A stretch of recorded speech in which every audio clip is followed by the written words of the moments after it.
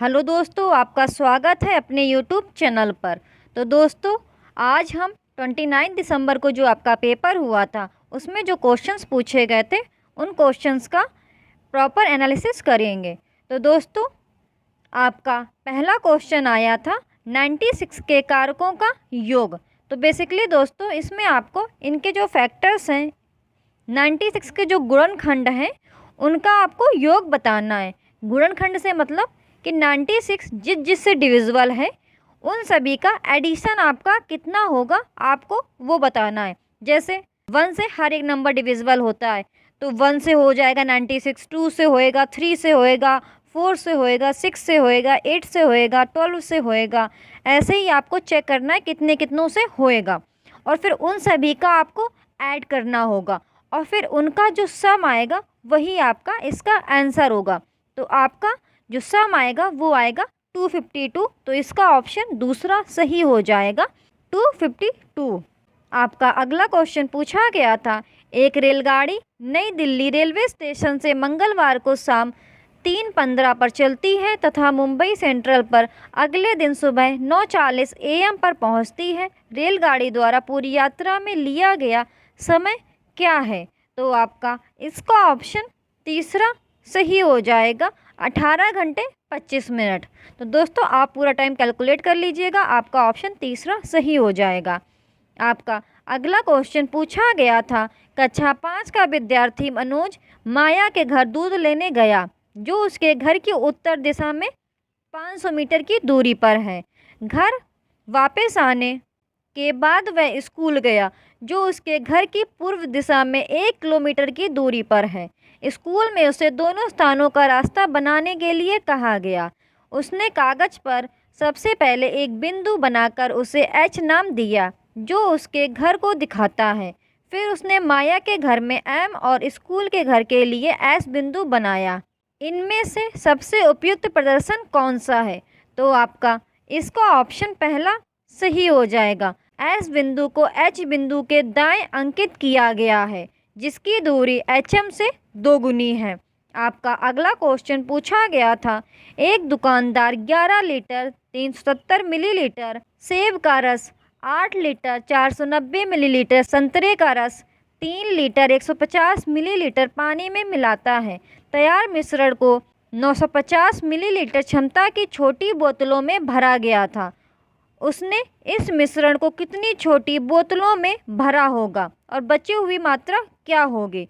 तो जब आप इसको सॉल्व करोगे दोस्तों, इसमें कोई बड़ी कैलकुलेशन नहीं है, आपको ऐड मल्टीप्लाई डिवाइड यही करना है, उससे ज़्यादा आपको कुछ नहीं करना है। तो आप इसे कैलकुलेशन कर लीजिएगा और जब आप आंसर इसका निकालेंगे तो आपका इसका उत्तर आएगा पहला 24,210 मिलीलीटर। आपका अगला क्वेश्चन पूछा गया था, त्रिभुजों के तीनों कोणों का अनुपात 3:5:4 है तथा सबसे बड़ा कोण x है, तब 4x + 9 डिग्री का मान कितना होता है? दोस्तों, सिमिलर ही क्वेश्चन मैंने आपको कल भी सॉल्व करके बताया था। तो क्या होगा, आपका त्रिभुज के तीनों कोणों की माप 180 डिग्री होती है। तो आपकी ये वैल्यू रेशियो में दी गई है। तो आप क्या लिखोगे, 3x + 5x + 4x = 180 डिग्री। आपकी x की वैल्यू आप फाइंड करोगे, आपकी x की वैल्यू आ जाएगी 15 डिग्री। तो अब यहाँ पर आप x की वैल्यू पुट कर दोगे। देखिए यहाँ पर क्या दिया है, सबसे बड़ा कोण x है, तो सबसे बड़ा रेशियो कौन सा आपका 5। तो आप 5 के साथ x की वैल्यू पुट कर दोगे तो आपका कैपिटल X की वैल्यू आ जाएगी 5 × 15, बेसिकली 75 डिग्री। अब कैपिटल X की वैल्यू आपकी जो इक्वेशन दी गई है 4x + 9 डिग्री, आपका इसी का आंसर पूछा गया है। तो आप कैपिटल X की वैल्यू क्या आई थी आपका 75, तो आप करोगे 4 × 75 डिग्री + 9 डिग्री। आप इनको सॉल्व करोगे, आपका उत्तर क्या आ जाएगा 309। तो आपका ऑप्शन दूसरा सही हो जाएगा। दोस्तों, क्वेश्चन के पूछने का तरीका होता है, बट आपके क्वेश्चंस यही आते हैं। मैं ये नहीं बोलती आपके एज इट इज़ यही क्वेश्चन आ गया होगा, बिकॉज मैं एग्ज़ाम हॉल देने नहीं गई थी पेपर, दोस्तों मुझे जो बताए जाते हैं या जो पता लगते हैं कि आपका ऐसा क्वेश्चन पूछा गया है, तो मैं उससे रिलेटेड या उस तरह का कोई क्वेश्चन आपको बता देती हूँ कि जब आप आने वाली शिफ्टों में पेपर देने जाओगे तो आपको इसी तरीके से वहाँ सॉल्व करना है। बिकॉज़ क्वेश्चन पेपर का फॉर्मेट तो यही है ना, सिलेबस तो चेंज नहीं हो जाएगा ना दोस्तों।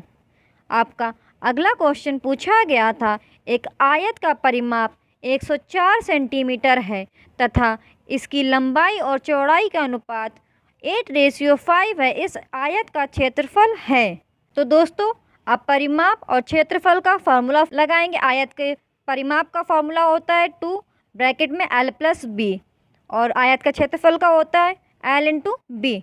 तो जब आप फार्मूलाज में वैल्यू पुट करके आप सॉल्व करोगे तो आपका जो इसका आंसर आएगा वो होगा आपका 640 सेंटीमीटर स्क्वायर। तो दोस्तों आप इसे सॉल्व कर लीजिएगा, आपका आंसर 640 सेंटीमीटर स्क्वायर आ जाएगा। आपका अगला क्वेश्चन पूछा गया था, 800 centimetre plus 80.8 kilometre is equal to dash metre. तो आपका इसका उत्तर जो सही होगा वो आपका पहला होगा। आपका अगला क्वेश्चन पूछा गया था, 1/3 किलो केक से कितने 1/12 किलो के टुकड़े काटे जा सकते हैं। तो दोस्तों ये नॉर्मल क्वेश्चन है, आपको डिवाइड करके देखना। 1/3 डिवाइड बाई 1/12। तो जब आप सॉल्व करोगे इसको तो क्या हो जाएगा, तो अगले स्टेप में आपका क्या हो जाएगा, 1/3 मल्टीप्लाई 12/1, 3 4 12। तो आपका फाइनल आंसर आएगा 4। आपका अगला क्वेश्चन पूछा गया था, निम्नलिखित पैटर्न का अध्ययन कीजिए। तो दोस्तों आपका क्वेश्चन पैटर्न पर पूछा गया था। जैसे दोस्तों ये आपका पैटर्न दिया गया है, 9 × 9 + 7 इज इक्वल टू 88। अगला दिया है 98 × 9 + 6 इज इक्वल टू 888। तो दोस्तों इस पैटर्न का जो आपका आंसर सही होगा वह है आपका पहला। तो बेसिकली ये आपका कैसे आ रहा है, देखिए आप 9 × 9 करोगे, 9 9 = 81 + 7 8 करोगे आपका आएगा 88। फिर अगले में आपका 98 × 9 है, तो आप 98 9 करोगे और +6 करोगे तो आपका आएगा 888। इसी तरीके से आप जब सॉल्व करोगे 98,765 का मल्टीप्लाई आप 9 से कराओगे और फिर 3 आप ऐड करोगे तो आपकी ये वैल्यू आएगी 888। तो सॉल्व करने पर आपका पहला उत्तर सही हो जाएगा। दोस्तों ये पैटर्न बेस्ड क्वेश्चन आया था, तो आपका और किसी तरीके से भी आने वाली शिफ्ट में पूछे जा सकते हैं, तो आप सॉल्व कर लीजिएगा। आपका अगला क्वेश्चन पूछा गया था, विषम कोण के घूर्णी समरूपता का क्रम। तो आपका इसका उत्तर आपका तीसरा सही हो जाएगा 2। आपका अगला क्वेश्चन पूछा गया था, एक प्राचीन गणितीय उपकरण जिसका उपयोग स्थानीय मान और जातीय मान की अवधारणा को सिखाने के लिए किया जाता है उसे क्या कहते हैं। तो आपका ऑप्शन दूसरा सही हो जाएगा, अबेकस। आपका अगला क्वेश्चन पूछा गया था, निम्न में से किसके अलावा आकलन के सिद्धांतों का पालन किया जाना चाहिए। तो इसमें आपका उत्तर दूसरा सही हो जाएगा, प्रश्नों की गुणवत्ता कठिन होनी चाहिए। आपका अगला क्वेश्चन पूछा गया था, इनमें से कौन सा विषय एनसीईआरटी 2005 के अनुसार प्राथमिक स्कूल गणित पाठ्यक्रम का हिस्सा नहीं है। तो आपका ऑप्शन 4 सही हो जाएगा, अनुपात।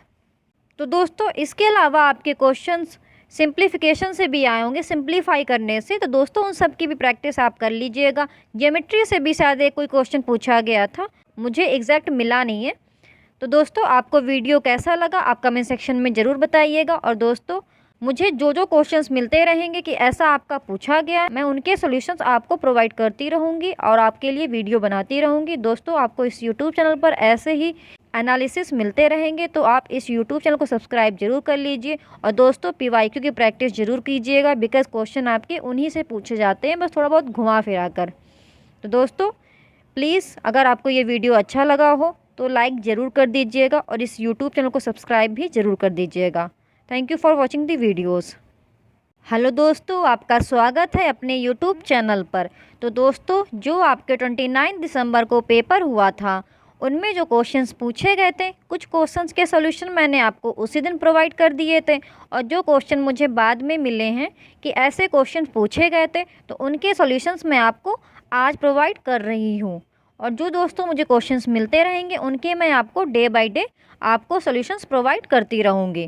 तो दोस्तों, आपका पहला क्वेश्चन पूछा गया था, निम्नलिखित में से कौन सा प्रोटीन का सबसे अच्छा स्रोत है? तो आपका इसका ऑप्शन तीसरा सही हो जाएगा, सोयाबीन। आपका अगला क्वेश्चन पूछा गया था, गलत युग्म का चयन करें। तो आपका इसका ऑप्शन फोर्थ सही हो जाएगा, कुचिपुड़ी उड़ीसा। बिकॉज कुचिपुड़ी जो आपका ये आंध्र प्रदेश का डांस है। तो दोस्तों, आपका ऑप्शन फोर्थ गलत हो जाएगा। और कालबेलिया आपका राजस्थान का नृत्य है, चेराव मिज़ोरम का, बिहू आसाम का। दोस्तों, ये क्वेश्चन आपके इंडिविजुअल भी पूछे जा सकते हैं, तो आप इन डांस फॉर्म को और रिलेटेड टू स्टेट ज़रूर याद कर लीजिएगा। आपका अगला क्वेश्चन पूछा गया था, निम्नलिखित में से कौन सी गैस ग्रीन हाउस गैस नहीं है? तो आपका ऑप्शन फोर्थ सही हो जाएगा, कार्बन मोनोऑक्साइड गैस। जो मुझे क्वेश्चंस मिलते हैं कि ऐसे क्वेश्चंस पूछे गए हैं, मैं उनके वीडियोस आपको बनाकर प्रोवाइड कर देती हूँ, या वो पूछे गए होंगे या आने वाली शिफ्ट में पूछ लिए जाएंगे। बिकॉज मैं आपको वही क्वेश्चंस प्रोवाइड कर रही हूँ जो पूछे गए हैं या पूछे जा सकते हैं। तो दोस्तों, आप इन क्वेश्चंस को ज़रूर से ज़रूर प्रैक्टिस कर लें और याद कर लें कि आपके और किस तरीके से क्वेश्चन पूछे जा सकते हैं। आपका अगला क्वेश्चन पूछा गया था, खेजड़ी वृक्ष के बारे में सही कथनों का चयन कीजिए। तो इसमें आपके कथन दिए गए थे, यह वृक्ष मुख्य रूप से मरुस्थलीय क्षेत्रों में पाया जाता है, यह ज़्यादा जल के बिना बढ़ता है, यह एक छायादार वृक्ष है और बच्चे इसकी छाया में खेलना पसंद करते हैं, यह अपनी तनों में जल जमा करता है और लोग इस जल को पीने के लिए पतले पाइप का इस्तेमाल करते हैं। तो आपका इसका जो उत्तर सही होगा वह है पहला। तो आपका पहला ऑप्शन सही हो जाएगा, ए बी सी कथन सही है और डी कथन आपका रॉन्ग है। दोस्तों, खेजड़ी के वृक्ष ये आपके राजस्थान में पाए जाते हैं।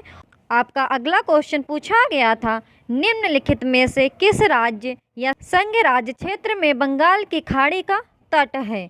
तो आपका इसका ऑप्शन तीसरा सही हो जाएगा, पुडुचेरी।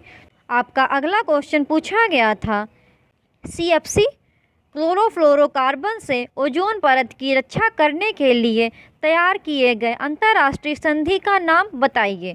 तो दोस्तों, आपका इसका ऑप्शन दूसरा सही हो जाएगा, मॉन्ट्रियल प्रोटोकॉल, जो कि आपका 1987 में हुआ था, आपका 1987 में। आपका अगला क्वेश्चन पूछा गया था, उस विकल्प का चयन कीजिए जो अन्य से भिन्न है। तो आपका इसका ऑप्शन फोर्थ सही हो जाएगा, कोयला। आपका अगला क्वेश्चन पूछा गया था, हाथियों के बारे में निम्नलिखित में से कौन सा कथन सही है? तो आपका इसका ऑप्शन दूसरा सही हो जाएगा, सामान्यतः 3 महीने के बच्चे का वजन लगभग 2 क्विंटल या 200 केजी होता है। दोस्तों, हाथी की क्या क्या विशेषताएं होती हैं ये मैंने आपको ऑलरेडी प्रोवाइड कर दिए हैं। आप मेरे यूट्यूब चैनल को विज़िट कीजिएगा और जो प्लेलिस्ट बनी है आपके सीटेट पेपर 2022-23 के एनालिसिस की, उसको स्क्रॉल कीजिएगा। उसमें मैंने आपको 28 दिसंबर को जो आपका पेपर हुआ था उसके एनालिसिस में मैंने आपको बहुत सारे पक्षियों की, हाथी की, मधुमक्खियों की और फूलों की बहुत सारी चीज़ों की मैंने उसमें आपको वीडियो बनाकर प्रोवाइड कर दी है। तो आप उसे ज़रूर देख लीजिएगा, बिकॉज़ उसमें बहुत सारी एक्स्ट्रा इन्फॉर्मेशन मैंने आपको प्रोवाइड की है। आपका अगला क्वेश्चन पूछा गया था, भारतीय शास्त्रीय नृत्य कुचिपुड़ी डैश राज्य में विकसित हुआ। तो आपका इसका ऑप्शन सही हो जाएगा, आंध्र प्रदेश। आपका अगला क्वेश्चन पूछा गया था, निम्नलिखित में से कौन सा समूह EVS पाठ्यक्रम में सुझाई गई 6 थीमों में से 4 को सही ढंग से प्रस्तुत करता है? तो आपका इसका ऑप्शन दूसरा सही हो जाएगा, परिवार और दोस्त, भोजन, पानी और यात्रा। दोस्तों, आपका एक क्वेश्चन बताया गया था कि आपका प्लेस और कैसे घर बनाए जाते हैं, उस तरह से भी पूछा गया था, मैच दी फॉलोइंग करके। तो दोस्तों, मैंने आपको प्लेस और उनके घर की विशेषताएं भी मैंने उसका भी वीडियो आपको उसी दिन 28 दिसंबर को जो मैंने वीडियो बनाया था उसमें आपको प्रोवाइड कर दिया है। तो आप उस वीडियो को ज़रूर से ज़रूर देख लीजिए, बिकॉज़ आपके ऐसे ही क्वेश्चंस पूछे जाते हैं। आपका अगला क्वेश्चन पूछा गया था, एक ईवीएस के शिक्षक के लिए विद्यार्थी के ईवीएस के ज्ञान का मूल्यांकन करने हेतु निम्न में से कौन सी विधि सही है? तो आपका 11th का ऑप्शन 4th सही हो जाएगा। शिक्षक द्वारा बनाए उपकरण जो उसके विद्यार्थियों, उसकी शिक्षण प्रणाली तथा स्थानीय प्रसंगों के अनुकूल हो। आपका अगला क्वेश्चन पूछा गया था, एनईपी के मुताबिक पर्यावरण विज्ञान को शिक्षा के अभिन्न अंग के रूप में शामिल करने का मुख्य कारण क्या है? तो आपका इसका ऑप्शन 4th सही हो जाएगा। छात्रों को पर्यावरण की सुरक्षा और संरक्षण मूल्य बताना।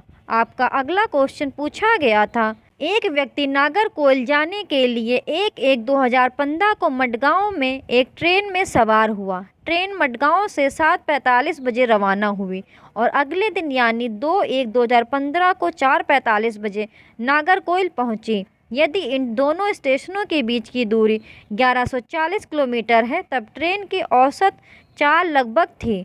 तो औसत चाल का फॉर्मूला होता है total distance upon total time, कुल दूरी अपॉन कुल समय। तो जब इसे आप दोस्तों सॉल्व करोगे तो आपका ऑप्शन 4th सही हो जाएगा, 54 किलोमीटर पर घंटा। आपका अगला क्वेश्चन पूछा गया था, टैपियोका का दूसरा नाम है। तो आपका इसका ऑप्शन दूसरा सही हो जाएगा, कप्पा। आपका अगला क्वेश्चन पूछा गया था जो डायरेक्शन बेस्ड था। दोस्तों आपके क्वेश्चन यही पूछे जाते हैं, डायरेक्शन बेस्ड औसत चाल। तो दोस्तों आप इनकी प्रैक्टिस जरूर कर लीजिएगा। तो आपका 15 क्वेश्चन पूछा गया था, एक डॉक्टर का घर X पर स्थित है तथा उसका अस्पताल Y पर स्थित है। डॉक्टर के घर से अस्पताल जाने के लिए कोई सीधी सड़क नहीं है, अतः डॉक्टर पहले A पर जाते हैं जो X के ठीक पूर्व में 500 मीटर की दूरी पर है। फिर वह B पर जाते हैं जो A के ठीक दक्षिण में 400 मीटर की दूरी पर है। फिर वह C पर जाते हैं जो B के ठीक पश्चिम में 90 मीटर की दूरी पर है और अंत में वह अपने अस्पताल पर पहुंचते हैं जो C के ठीक उत्तर में 80 मीटर की दूरी पर है। अस्पताल के सापेक्ष डॉक्टर के घर की सही दिशा क्या है? तो आप जब इसे सॉल्व करोगे तो आपका ऑप्शन दूसरा सही हो जाएगा, उत्तर पश्चिम। तो दोस्तों मुझे जो क्वेश्चंस मिले कि आपके इस तरह क्वेश्चन पूछे गए थे तो मैंने आपको उनके सॉल्यूशंस प्रोवाइड कर दिए हैं। दोस्तों इसके अलावा आपके राजधानी से भी रिलेटेड शायद कोई क्वेश्चन पूछा गया था और आपका किसी राज्य की सीमावर्ती राज्य से भी क्वेश्चन पूछा गया था। तो दोस्तों आप उनकी भी प्रैक्टिस ज़रूर कर लीजिएगा। और दोस्तों आपको वीडियो कैसा लगा आप कमेंट सेक्शन में ज़रूर बताइएगा। आपको इस यूट्यूब चैनल पर ऐसे ही वीडियोस मिलते रहेंगे। और दोस्तों अगर आपको वीडियो अच्छा लगा हो तो वीडियो को लाइक ज़रूर कर दीजिएगा।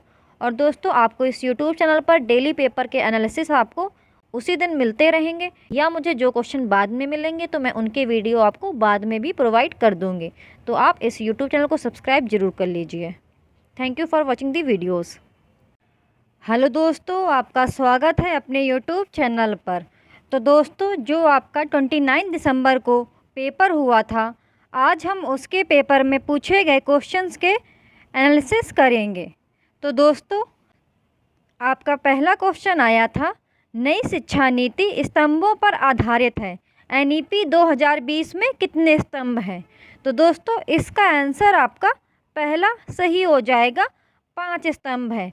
तो एनईपी 2020 के 5 स्तंभ हैं जो मैं आपको बता देती हूँ, access, equity, quality, affordability and accountability. इनका मैं हिंदी में भी बता देती हूँ आपको, पहुँच, समता, गुणवत्ता, वहनीयता, जवाबदेही। आपका अगला क्वेश्चन पूछा गया था, एनसीएफ 2005 अनुशंसा करता है कि शिक्षण को अधिकतम महत्व देना चाहिए। तो आपका इसका ऑप्शन जो करेक्ट हो जाएगा वह है पहला, कक्षा अधिगम को स्कूल के बाहर के जीवन से जोड़ने में। आपका अगला क्वेश्चन पूछा गया था, आरटीई अधिनियम 2009 के अनुसार प्रारंभिक शिक्षा का अर्थ है। तो आपका इसका ऑप्शन पहला सही हो जाएगा, पहली कक्षा से 8वीं कक्षा तक की शिक्षा। आपका अगला क्वेश्चन पूछा गया था, पियाजे के अनुसार विशिष्ट मनोवैज्ञानिक संरचनाएं अनुभव की समझ बनाने के संगठित तरीके कहलाते हैं। तो आपका इसका ऑप्शन पहला सही हो जाएगा, स्कीमा। दोस्तों, अगर आपको ये वीडियोस अच्छे लगें तो इस YouTube चैनल को सब्सक्राइब जरूर कीजिएगा और वीडियो को लाइक भी ज़रूर कर दीजिएगा।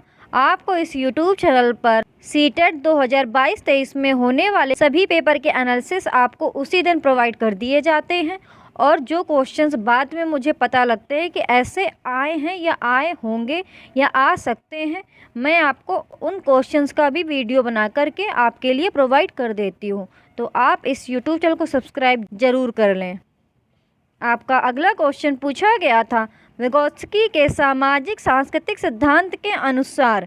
तो आपका इसका ऑप्शन पहला सही हो जाएगा, संस्कृति और भाषा विकास में महत्वपूर्ण भूमिका निभाते हैं। आपका अगला क्वेश्चन पूछा गया था, कोलबर्ग के नैतिक विकास के सिद्धांत की किस चरण की विशेषता जैसे को तैसा है।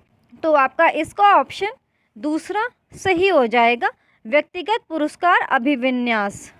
आपका अगला क्वेश्चन पूछा गया था, बालकों के व्यक्तिगत विकास। तो आपका इसका ऑप्शन तीसरा सही हो जाएगा, के लिए कुछ हद तक पूर्वानुमान लगाया जा सकता है, परंतु सभी बच्चों के विकास की दर अलग अलग होती है। आपका अगला क्वेश्चन पूछा गया था, निम्नलिखित कथनों में से कौन सा कथन समाजीकरण के संदर्भ में सही है। तो आपका इसका ऑप्शन पहला सही हो जाएगा, परिवार और स्कूल समाजीकरण में प्रमुख योगदान देते हैं, लेकिन मीडिया और सहपाठी जैसे अन्य संस्थान भी हैं जो महत्वपूर्ण भूमिका निभाते हैं। आपका अगला क्वेश्चन पूछा गया था, निम्नलिखित में से कौन सी प्रगतिशील शिक्षा की विशेषताएं हैं। तो आपका इसका ऑप्शन तीसरा सही हो जाएगा, जीवन पर्यंत अधिगम और सामाजिक कौशल पर जोर देना। आपका अगला क्वेश्चन पूछा गया था, निम्नलिखित में से कौन सा कथन समावेशी शिक्षा का सर्वोत्तम वर्णन करता है। तो आपका इसका ऑप्शन तीसरा सही हो जाएगा, प्रत्येक छात्र को उनकी विकलांगता, जाति और पंथ के बावजूद समान अवसर प्रदान करना। दोस्तों, आपके ये क्वेश्चन PYQ से ही पूछे जाते हैं, तो दोस्तों आप PYQ की प्रैक्टिस ज़रूर कर लीजिए। मैंने मेरे YouTube चैनल पर ऑलमोस्ट सभी शिफ्टों के PYQ ऑलरेडी अपलोड कर दिए हैं, तो आप इस YouTube चैनल को विज़िट करें और सभी शिफ्टों की प्रैक्टिस ज़रूर से ज़रूर कर लीजिए। आपका अगला क्वेश्चन पूछा गया था, निम्नलिखित में से कौन सी बुद्धि हार्वर्ड गार्डनर के बहुबुद्धि के सिद्धांत से जुड़ी हुई है। भाषाई बुद्धि, संगीतात्मक बुद्धि, स्थानिक बुद्धि, सामाजिक बुद्धि। तो आपका इसका ऑप्शन दूसरा सही हो जाएगा, केवल ABC, भाषाई बुद्धि, संगीतात्मक बुद्धि और स्थानिक बुद्धि। आपका अगला क्वेश्चन पूछा गया था, कौन सा अभिप्रेरणा घटक नहीं है।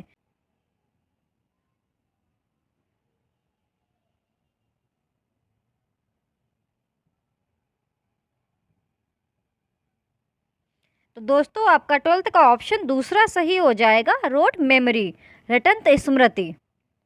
आपका अगला क्वेश्चन पूछा गया था, समय सारणी निर्माण का सर्वाधिक उपयुक्त सिद्धांत कौन सा है जो शिक्षण अधिगम प्रक्रिया को सुदृढ़ करता है। तो आपका इसका ऑप्शन दूसरा सही हो जाएगा, विषय का महत्व एवं कठिनाई। आपका अगला क्वेश्चन पूछा गया था, अधिगम में आकलन डैश के लिए आवश्यक है। तो आपका इसका ऑप्शन दूसरा सही हो जाएगा, अभिप्रेरण। आपका अगला क्वेश्चन पूछा गया था, चॉम्स्की के अनुसार भाषा प्राप्त करने की एक सहज क्षमता हमारी विशिष्ट मानव जैविक विरासत का परिणाम है, जिसे कहा जाता है। तो आपका इसका ऑप्शन दूसरा सही हो जाएगा, भाषा अधिग्रहण डिवाइस। तो दोस्तों मुझे जितने क्वेश्चन मिले हैं कि आपके ये क्वेश्चन आए थे, तो मैंने आपको उनके सॉल्यूशंस प्रोवाइड कर दिए हैं। दोस्तों आपको वीडियो कैसा लगा कमेंट सेक्शन में ज़रूर बताइएगा। आपको इस यूट्यूब चैनल पर ऐसे ही वीडियोस मिलते रहेंगे डेली पेपर के एनालिसिस के। तो दोस्तों आप इस यूट्यूब चैनल को सब्सक्राइब ज़रूर कर लीजिए और PYQ की प्रैक्टिस ज़रूर से ज़रूर कर लीजिए, बिकॉज आपके क्वेश्चन उन्हीं से पूछे जाते हैं। Thank you for watching the videos. अगर वीडियो अच्छा लगे तो वीडियो को लाइक ज़रूर कर दीजिएगा। हेलो दोस्तों, आपका स्वागत है अपने YouTube चैनल पर। तो दोस्तों आज हम 29 दिसंबर को जो आपके हिंदी और इंग्लिश में पेडागॉजी क्वेश्चन पूछे गए थे, तो उनमें से मुझे जो क्वेश्चंस मिले हैं कि आपके इस तरीके से पूछे गए थे, उनके मैं आपको आंसर्स प्रोवाइड कर रही हूँ। और दोस्तों जो आपके पैसेज और गद्यांश पद्यांश पूछे जाते हैं वो तो आप वहीं रीड करके आप उनके सॉल्यूशंस वहीं आप दे देंगे। तो इसलिए मैं आपको पेडागॉजी के जो क्वेश्चंस मुझे मिले हैं उनके सॉल्यूशंस आपको प्रोवाइड कर रही हूँ। तो दोस्तों आपका पहला क्वेश्चन पूछा गया था, भाषा अर्जन क्षमता डैश से संबंधित है। तो आपका इसका ऑप्शन तीसरा सही हो जाएगा, चॉम्स्की। आपका अगला क्वेश्चन पूछा गया था, बालक द्वारा किसी विषय को पढ़ना अथवा सुनना भाषा के किस कौशल से संबंधित है। तो आपका इसका ऑप्शन दूसरा सही हो जाएगा, ग्रहणात्मक। आपका अगला क्वेश्चन पूछा गया था, कौन सा उपागम शिक्षार्थियों में संप्रेषणात्मक दक्षता उत्पन्न करता है। तो आपका इसका ऑप्शन तीसरा सही हो जाएगा, संप्रेषणात्मक उपागम। दोस्तों ये सभी क्वेश्चन मैंने मेरे PYQ में कराए हैं, सेम एज इट इज़ जैसे इसमें पूछे गए हैं। तो दोस्तों आप मेरे PYQ के जो वीडियोस मैंने अपलोड किए हैं उन्हें ज़रूर देख लीजिए, बिकॉज आपके क्वेश्चन वही पूछे जाते हैं। और मैंने हिंदी के सभी शिफ्टों के एक एक क्वेश्चन आपको प्रोवाइड कर दिए हैं with passage explanation and pedagogy. सभी के क्वेश्चन सभी शिफ्टों के मैंने आपके लिए ऑलरेडी प्रोवाइड कर दिए हैं, तो आप उनसे ज़रूर पढ़ लीजिए। आपका अगला क्वेश्चन पूछा गया था, बहुभाषिकता के प्रति संवेदनशील शिक्षक। तो आपका इसका ऑप्शन दूसरा सही हो जाएगा, बालकों की भाषा समझने के लिए अग्रसर रहता है। आपका अगला क्वेश्चन पूछा गया था, लिखना निम्नलिखित में से कौन सा अधिगम कौशल है।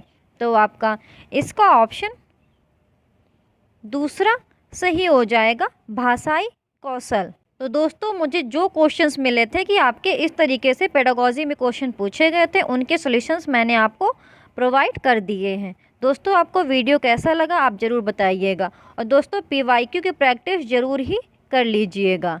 आपके अब इंग्लिश के क्वेश्चंस जो पूछे गए थे वो हैं, Which one of these is not true about language acquisition theory by Noam Chomsky।